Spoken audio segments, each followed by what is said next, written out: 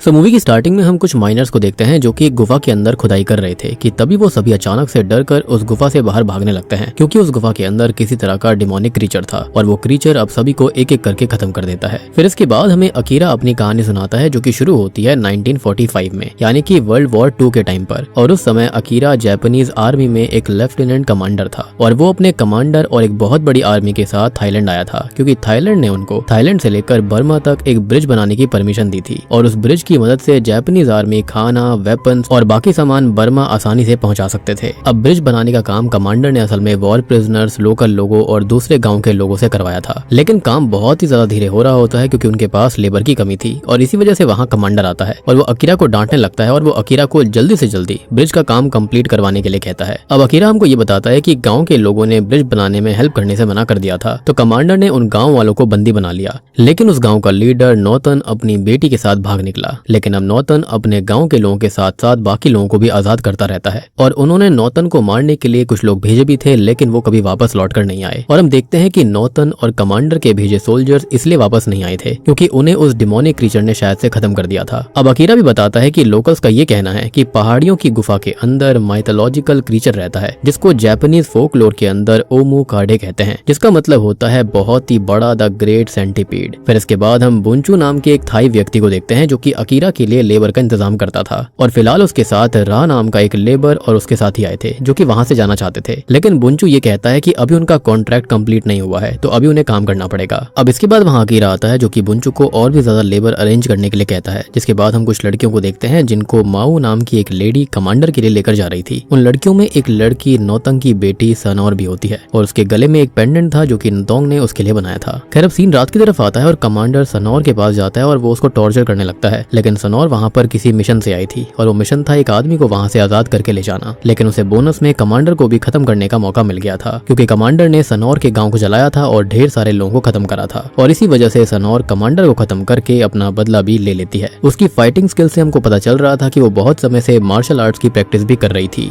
अब तभी हम रेंजर नाम के एक आदमी को देखते हैं जो कि अकीरा का साथी है और वो कमांडर के बेस पर आए थे क्योंकि उनको खबर मिली थी कि किसी ने कमांडर और उनके कुछ साथियों को खत्म कर दिया है और इसलिए अकीरा वहां पर पता करने गया था कि वो सब किसने किया और उसको माऊ से ये पता चलता है कि वो सब एक लड़की ने किया है। अब अकीरा सनौर को पकड़ने का ऑर्डर देता है और उधर हम सनौर को देखते हैं जो कि जापानी सोल्जर की यूनिफॉर्म में वहां से भाग रही थी कि तभी उसके पास बुंचू आता है और हमको पता चलता है कि बुंचू ने ही सनौर को वहां बुलाया था क्योंकि उन्हें टिम नाम के एक यूएस सोल्जर को वहां से बाहर निकालना था क्योंकि टिम वहां से बाहर निकलकर यूएस आर्मी को इस ब्रिज के बारे में बताना चाहता था। अब सनौर, बुंचू और टिम को वहां से बाहर निकलने के लिए एक लेक को पार करना था, लेकिन वहां उनका पीछा करते हुए 2 जापानी सोल्जर पहुंच जाते हैं और वो उन तीनों को पकड़कर अपने साथ लेकर जा रहे थे, लेकिन रा और उसका साथी वहां पर आ जाते हैं और ये दोनों ही उन जापानी सोल्जर्स को खत्म कर देते हैं। फिर ये दोनों ही बुंचू, सनौर और टिम को गन पॉइंट पर रखकर उनको भी वहां से बाहर निकलने के लिए कहते हैं और फिर वो लेक पार करने लगते हैं। तभी सनौर, बुंचू और टिम का पीछा करते हुए अकीरा, उसका साथी लेफ्टिनेंट तामुरा, रेंजा और कुछ और सोल्जर्स भी लेक के पास पहुंच गए थे और वहां पर उनको एक बुझी हुई सिगरेट मिलती है जो कि बस बुंचू पीता था और अकीरा समझ जाता है कि बुंचू एक गद्दार है और अकीरा अब सनौर के साथ साथ बुंचू को भी पकड़कर खत्म करने वाला था। खैर अब हम एक पहाड़ी के ऊपर ढेर सारे बड़े बड़े सेंटीपीड्स को देखते हैं, लेकिन उस गुफा वाले सेंटीपीड से वो काफी छोटे थे, यानी कि वो उस गुफा वाले सेंटीपीड AKA ओमू काडे के बच्चे हैं जो कि एक फुली ग्रोन हाथी को खत्म कर देते हैं। अब अगले दिन हम देखते हैं कि सनौर असल में बुंचू और बाकियों को उस गुफा के अंदर लेकर आई थी जहां पर ओमू काडे रहता है और वो केव असल में बर्मा तक जाया करती थी और सनौर बुंचू को बताती है कि उसके पिता नौतन जो हैं वो जिन प्रिजनर्स को बचाते हैं वो उन्हें उसी गुफा के जरिए बर्मा भेज देते हैं। अब सनौर को नहीं पता था कि असल में नौतंग शायद से मारा गया है और उसको लग रहा था कि वो कहीं गायब हो गए हैं और इसलिए उस गुफा में वो अपने पिता को ढूंढने आई थी क्योंकि आखिरी बार उसके पिता को उसी गुफा के अंदर देखा गया था। अब ये सारी बात सनौर बुंचू को नहीं बताती और ये कहती है कि नौतन जो है वो असल में किसी बहुत ही जरूरी काम में व्यस्त है और वो खुद वहां पर आई है इसलिए। खैर अब सनौर गुफा के अंदर चली जाती है और उसके पीछे बाकी सब भी थे क्योंकि वो कल रात से चल रहे थे तो वो गुफा के अंदर ही आराम करने लगते हैं और सनौर जो थी वो पास में ही नहाने चली जाती है और उसे छुपकर देखने के लिए रा भी उसके पीछे चला गया था, लेकिन सनौर पानी में अंदर छुप गई थी और जब रा उसके पास आता है तो वो पानी से निकलकर उसकी गर्दन पर चाकू तान देती है। लेकिन इतने में होता यह है कि वहां पर अकीरा और उसके साथी आ जाते हैं जिन्होंने रा के उस साथी को खत्म कर दिया था और गन शॉट की आवाज सुनकर रा भी गुफा के अंदर भाग जाता है। लेकिन दिक्कत बस ये थी कि वो गुफाएं जो थी वो पूरी पहाड़ी के अंदर अंदर फैली हुई थी और बाहर निकलने के सही रास्ते का जो मैप था वो सनोर के पास था। अब रेंजा अकीरा को बताता है कि वहाँ पर 5 लोग होने चाहिए, जिनमें से एक को तो उन्होंने खत्म कर दिया और 2 अभी भी वहाँ पर नहीं थे। तो रेंजा उस पानी वाली गुफा में जाता है चेक करने के लिए जहाँ पर सनोर थी और उसके पास ही एक सेंटीपीड भी था और रेंजा उस सेंटीपीड को खत्म कर देता है। और हमको पता चलता है कि रेंजा भी सनोर के गाँव में ही रहा करता था और वो दोनों बहुत ही अच्छे दोस्त थे।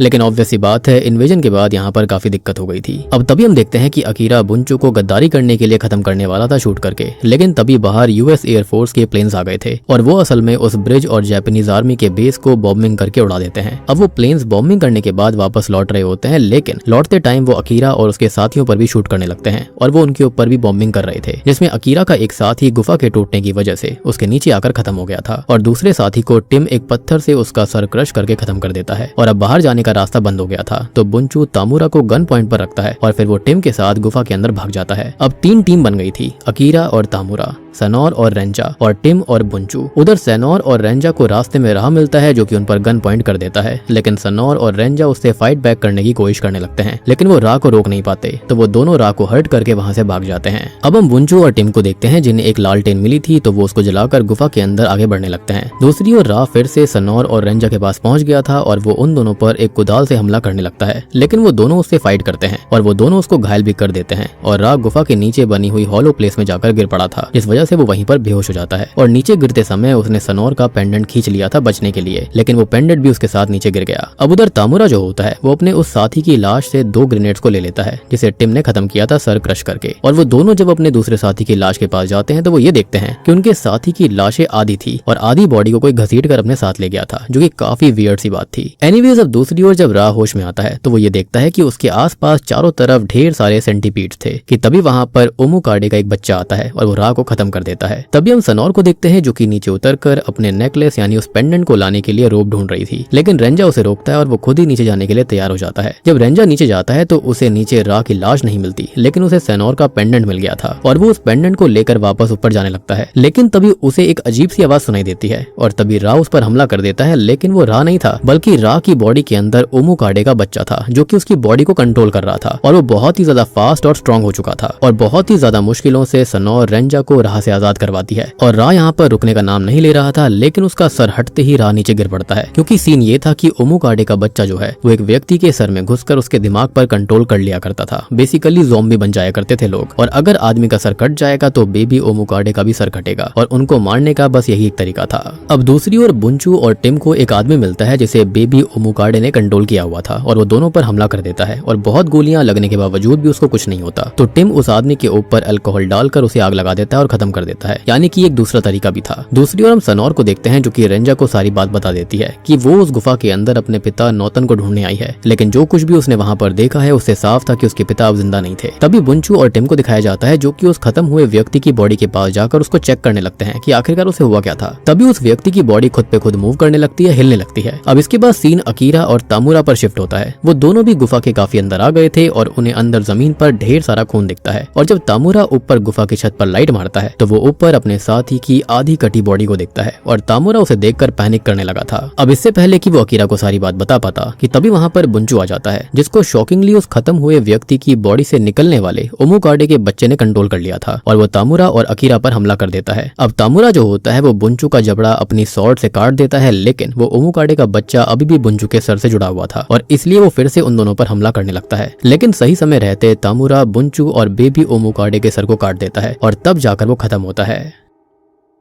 अब सनोर के पूछने पर रेंजा उसको बताता है कि अकीरा ने उसकी जान बचाई थी। वो ये बोलता है कि 1 साल पहले उसको मलेरिया हो गया था और वो खत्म होने ही वाला था, लेकिन अकीरा ने उसका इलाज कराया और उसको बचा लिया। फिर हम अकीरा और तामुरा को देखते हैं और उन्हें एक बहुत बड़ा सेंटीपीड का शेल मिलता है। तो तामुरा अकीरा को बताता है कि जापानीज फोकलोर में एक क्रीचर का नाम है जिसे ओमुकाडे कहते हैं और वो बहुत बड़े सेंटीपीड्स होते हैं, लेकिन उनमें लोगों को अपने जहर से सुन करके उसके बाद उनकी बॉडी में घुसकर उनको कंट्रोल करने की शक्ति होती है, यानी कि अब तक जो कुछ भी हो रहा था वो इसी तरह से था। फिर उधर रेंजा और सनोर को अकीरा और तामुरा तामुरा की आवाज सुनाई देती है जो कि उनके काफी पास आ गए थे और उनको तभी पहाड़ के हिलने की आवाज भी आती है। अब रेंजा सनोर को वहां से जाने के लिए कहता है और खुद वो अकीरा और तामुरा के पास जाता है जो कि रेंजा को भी ओमुकाडे समझ रहे थे। लेकिन रेंजा के हाथ में मशाल थी और ओमुकाडे आग से डरते हैं, इसलिए अकीरा और तामुरा का शक दूर हो जाता है। लेकिन तामुरा ने अकीरा को ओमुकाडे को खत्म करने का एक और तरीका बताया था कि अगर सॉर्ड यानी कि तलवार की ब्लेड पर यानी कि धार पर सलाइवा लगाया जाए तो ओमुकाडे को काटा जा सकता है, वरना सेंटीपीड्स की बॉडी पर एक हार्ड शेल होता है जिसको पार नहीं करा जा सकता। उधर सनोर को नौतन दिखता है जो कि ओमुकाडे के कंट्रोल में लग रहा था, लेकिन सनोर फिर भी उसके पीछे जाती है, लेकिन वो अचानक गायब हो जाता है। तो सनोर अपने पेंडेंट को निकालती है और वो उसको एक विसल की तरह इस्तेमाल कर रही थी। लेकिन उस आवाज को सुनकर रेंजा उसके पास जाने के लिए भागने लगता है क्योंकि उस आवाज से और भी बेबी ओमुकाडे सनोर के पास आ सकते थे। अब उधर सनोर को टिम मिलता है जो कि बचकर भाग निकला था और बुंचू को ओमुकाडे ने खत्म करके कंट्रोल कर लिया था, जो कि हम ऑलरेडी देख चुके हैं। टिम को तभी वहां पर एक राइफल मिलती है और सनोर को एक चाकू, और इससे पहले वो दोनों वहां से निकल पाते वो ये देखते हैं कि वहां पर बहुत सारे लोग थे जिन्हें ओमुकाडे के बच्चों ने कंट्रोल कर लिया था और वो सभी उन पर हमला कर देते हैं। तो वो दोनों उन सबको एक एक करके खत्म करने लगते हैं और उन्हें खत्म करने का तरीका यही था कि उनका सर उनकी बॉडी से ही अलग कर दिया जाए या फिर उनके सर पर शूट किया जाए। तभी सनोर और टिम वहां से आगे बढ़ने लगते हैं, लेकिन मदर ओमुकाडे टिम और सनोर को खींचकर अपने साथ ले जाती है। फिर जब रेंजा, अकीरा और तामुरा वहां पहुंचते हैं तो बस वहां पर उन्हें सनोर का पेंडेंट मिलता है और वहीं जमीन पर खून के दाग लगे हुए थे। खैर अब उसको फॉलो करते हुए ये तीनों एक चेंबर तक पहुंच जाते हैं जिसे बैम्बू से कवर करा गया था और उसके अंदर था नौतन यानी कि सनोर का पिता, जो कि अभी भी जिंदा था और ओमुकाडे से किसी तरह बच गया। लेकिन वो अपनी सेंसेस में नहीं था क्योंकि वो ओमुकाडे के बच्चों को मारकर खा रहा था और ऐसे ही वो वहां पर जिंदा रह रहा होता है। मे बी उनका जहर उसके अंदर चला गया था थोड़ा बहुत। खैर अब रेंजा उसे सनोर का पेंडेंट दिखाता है और नौतन तुरंत ही अपनी सेंसेस में आ जाता है, लेकिन वो अकीरा और तामुरा की यूनिफॉर्म्स देखकर बहुत भड़क गया था। तो रेंजा उन दोनों को वहां से बाहर जाने के लिए कहता है और उनके जाने के बाद नौतन रेंजा को बताता है कि प्रिजनर्स यानी कि कैदियों को आजाद करके वो वहां से उनको लेकर जा रहा था। लेकिन तभी उनके पीछे जापानीज सोल्जर्स पड़ गए थे और वो गलत गुफा के अंदर चले गए। अब उसके साथ जो कैदी थे उनमें से आधे तो गुफा से बाहर निकल गए और आधे ओमुकाडे के शिकार बन गए, लेकिन नौतन खुद एक होल में गिर गया था और वो होल ओमुकाडे के लिए छोटा था। तो ऐसे ही नौतन बचा रहा। अब रेंजर नौतन को बताता है कि ओमुकाडे सनोर को अपने साथ ले गया है और उसको बचाने के लिए उन्हें ओमुकाडे के पास जाना था। अब नौतन रेंजा को एक लिक्विड अपनी बॉडी पर लगाने के लिए कहता है और ये लिक्विड असल में ओमुकाडे के बच्चों का सलाइवा था, जिसकी वजह से वो बेबी ओमुकाडे और उन्होंने जिनको भी कंट्रोल किया होगा उनसे बच जाएंगे क्योंकि वो उन सभी को अपनी जगह समझेंगे, यानी कि इन दोनों को जिन्होंने वो लिक्विड का इस्तेमाल किया होगा, सलाइवा का इस्तेमाल किया होगा। अब तामुरा बहुत घबराया हुआ था क्योंकि वहां से बाहर निकलना बहुत मुश्किल था, लेकिन अगर वो बाहर निकल भी जाते तो एक और दिक्कत थी कि अगर वो वॉर हार जाते तो उनको खुद को खत्म करना पड़ता और तामुरा खुद को खत्म करना नहीं चाहता था क्योंकि उसकी एक बीवी और एक छोटी बच्ची थी। अब हम नौतन और रेंजा को देखते हैं जो कि सनोर को बचाने के लिए जा रहे थे और नौतन ये बता रहा होता है कि उसे बाहर जाने का रास्ता पता है, लेकिन वहां तक पहुंचना बहुत ही ज्यादा मुश्किल है। और ये सारी बातें अकीरा और तामुरा सुन रहे थे और वो दोनों भी उनके पीछे जाने लगते हैं। अब रास्ते में रेंजा को सनोर के कपड़ों के टुकड़े मिलते हैं और वो ट्रेसेस को फॉलो करते हैं और उनको आगे जाकर रास्ते में ढेर सारे ओमुकाडे से कंट्रोल लोग मिलते हैं जो कि वहां पर माइनिंग का काम करते थे और ये सभी लोग मूवी के शुरुआत वाले लोग थे जिनको कंट्रोल करा गया था।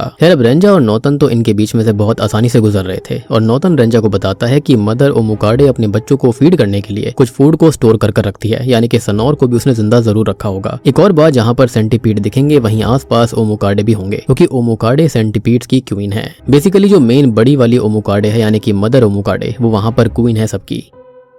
एनीवेज अब इसके बाद हम अकीरा और तामुरा को देखते हैं जो कि रेंजा और नौतन का पीछा कर रहे थे, लेकिन वो एक सेंटीपीड पर पैर रख देते हैं और वो सभी ओमुकाडे से कंट्रोल लोग उन दोनों पर हमला कर देते हैं। उधर रेंजा और नौतन को मदर ओमुकाडे मिल गई थी और उसके पेट में सनोर और टिम दोनों थे और दोनों जिंदा थे, लेकिन दिक्कत ये थी कि मदर ओमुकाडे फिर से बच्चे देने वाली थी, तो उनको जल्दी से जल्दी सनोर और टिम को आजाद करना था। अगर उसने बच्चे दे दिए तो यहाँ पर सभी मारे जाएंगे। अब उधर अकीरा और तामुरा अभी भी फाइट कर रहे थे, लेकिन डरते हुए सभी ओमुकाडे वहां से भाग जाते हैं। लेकिन तभी वहां पर वो वाला हाथी आ जाता है जिसे ओमुकाडे ने खत्म किया था, यानी कि वो जो स्टार्टिंग वाला सीन था ना वही वाला। और अब वो ओमुकाडे उस हाथी को कंट्रोल कर रहे थे जो कि बहुत ही ज्यादा तेज हो गया था और उसके ऊपर बुलेट और स्वॉर्ड का भी कोई असर नहीं हो रहा था। तभी वो दोनों वहां से भागने लगते हैं, लेकिन वो हाथी अपने टस्क को तामुरा की बॉडी के आर पार करके उसे हवा में उठा देता है और यहाँ पर तामुरा खुद का सैक्रिफाइस दे देता है और वो उस ग्रेनेड को चला देता है जो कि उसने पहले उठाए थे और उस हाथी के साथ साथ तामुरा के भी चीथड़े उड़ जाते हैं, यानी कि अब उसकी बीवी और बच्चे क्या होगा कुछ भी पता नहीं था। और मतलब ये वॉर के टाइम की मूवी दिखाई गई है तो सोचकर देखना कि लोगों लोगों को कैसा फील होता होगा। एनीवेज रेंजा और नोतन ने टिम और सेनोर को तो आजाद कर दिया था, लेकिन तभी मदर ओमुकाडे बहुत सारे बेबी ओमुकाडे को जन्म दे देती है और वो उन सब पर हमला करने लगते हैं। और वो ढेर सारे थे, तो किसी तरह रेंजा और नोतन उन सबको बेबी ओमुकाडे से आजाद करते हैं, क्योंकि उन्होंने ओमुकाडे का सलाइवा लगाया हुआ था। तो बच्चे ओमुकाडे जो थे वो उन दोनों पर हमला नहीं कर रहे थे, उनको अपने जैसा समझ रहे थे। अब इसके बाद वो सभी जल्दी से जल्दी वहां से भागने लगते हैं और मदर ओमुकाडे उनका पीछा कर रही थी, लेकिन ऐसा करने की वजह से केव में बहुत ज्यादा हलचल हो रही थी। ऑब्वियस सी बात है, उसका साइज काफी बड़ा था और इससे होता यह है कि गुफा टूटने लगती है और मदर ओमुकाडे उसके बीच में फंस जाती है। अब अकीरा पीछे रह गया था और वो काफी घायल भी था, तो रेंजा उसे उठाकर अपने साथ लेकर आता है, लेकिन गुफा फिर से गिरने लगती है। तो रेंजा उन सबके जाने तक गुफा के अंदर किसी तरह से उसको रोकने की कोशिश करता है और इसलिए वो खुद का सैक्रिफाइस देने लगता है। फिर सभी जल्दी से जल्दी तालाब में कूद जाते हैं जो कि गुफा के नीचे थी, लेकिन सभी तालाब से बाहर निकल जाते हैं। लेकिन होता यह है कि सेनोर को मदर ओमुकाडे ने पकड़ लिया था और बहुत कोशिश करने के बावजूद भी वो उसको छोड़ नहीं रही होती। तो सेनोर मदर ओमुकाडे के सर में नाइफ स्टैब कर देती है, जो कि उसने पहले उठाया था, और मदर ओमुकाडे सेनोर को छोड़ देती है। लेकिन सेनोर की सांसें इससे रुक गई थी। लेकिन सही समय रहते वहां पर रेंजा आ जाता है, जो कि बिल्कुल सही वक्त पर गुफा से बाहर निकल गया था और वो सेनोर को लेकर तालाब से बाहर जाता है। लेकिन सेनोर की सांसें रुक चुकी थी और बहुत कोशिश करने पर भी उसकी सांसें चल नहीं रही होती कि तभी वहां पर फिर से मदर ओमुकाडे आ जाती है, जिसकी आधी ही बॉडी थी, और वो फिर से सब पर हमला करने लगती है। लेकिन इससे होता यह है कि सेनोर की सांसें फिर से चलने लगी थी और वो मदर ओमुकाडे पर हमला करने लगती है और देखते ही देखते बाकी सब भी उस पर हमला कर रहे थे और उन सब ने मिलकर अब मदर ओमुकाडे की चटनी बना दी थी। और बस सेनोर अपने आखिरी वार से मदर ओमुकाडे का किस्सा ही खत्म कर देती है। और पता नहीं मुझे ऐसा क्यों लग रहा है, कहीं ना कहीं मदर ओमुकाडे ने अपनी कुछ ना कुछ सेंस से शायद से सेनोर के अंदर डाल दी थी। आई मीन अगर ऐसा होता तो कितना बढ़िया रहता, ये मूवी और भी ज्यादा ट्विस्ट वाली बन जाती। एनीवे इसके बाद में ये सभी अब गुफा की दूसरी तरफ से बाहर निकल जाते हैं और अब वो बर्मा में थे, लेकिन थोड़ा चलने पर वो एक रोड तक पहुंचते हैं और वहां पर उनको यूएस आर्मी के 2 सोल्जर्स मिलते हैं। टीम उनको बताता है कि वो थाईलैंड से भागकर आए हैं, तो वो सोल्जर्स उन्हें बताते हैं कि वर्ल्ड वॉर 2 वो जीत गए, यानी कि जापान हार गया था। और ये बात सुनकर अकीरा रोने लगता है और वो बहुत ही ज्यादा दुखी हो गया था, लेकिन इसलिए नहीं कि उसे अब प्रिजनर ऑफ वॉर बनकर रहना होगा, बल्कि इसलिए क्योंकि अब वो तामुरा की बीवी और बच्ची का ध्यान नहीं रख पाएगा। और अब मूवी की एंडिंग में टिम और वो 2 सोल्जर्स अकीरा को अपने साथ ले जाते हैं और अब अकीरा एक प्रिजनर ऑफ वॉर था। इसी के साथ में ओमुकाडे फिल्म यहीं पर खत्म हो जाती है।